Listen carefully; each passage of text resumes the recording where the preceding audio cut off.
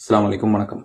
நீங்கள் உங்களோட ஃபோனில் இன்ஸ்டால் பண்ணி தேவையில்லை என்று அன்இன்ஸ்டால் பண்ணின ஒரு சில அப்ளிகேஷன்கள் இன்னும் உங்களுடைய ஃபோனில் ஒரு மூலையில் குந்திக்கிருந்து உங்களுடைய ஃபோனின் பெர்ஃபார்மன்ஸை குறைத்து கொண்டிருக்கின்றது.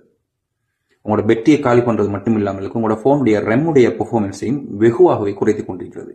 ஸோ இன்றைக்கு நம்ம அதை எல்லாவற்றையும் எப்படி பெர்மனண்ட்டாக நம்மளோட ஃபோன்லேருந்து டிலீட் பண்ணலாம் அப்படின்றத பார்ப்போம்.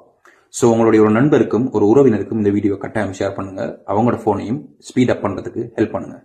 வாங்க எப்படி செய்யணும்னு பார்ப்போம். முதலாவது உங்களுடைய ப்ளே ஸ்டோரை ஓப்பன் பண்ணிக்கொள்ளுங்கள். ப்ளே ஸ்டோரில் உங்களோட ப்ரொஃபைல் பிக்சர் தெரியும், அதை கிளிக் பண்ணி உள்ளே போங்க.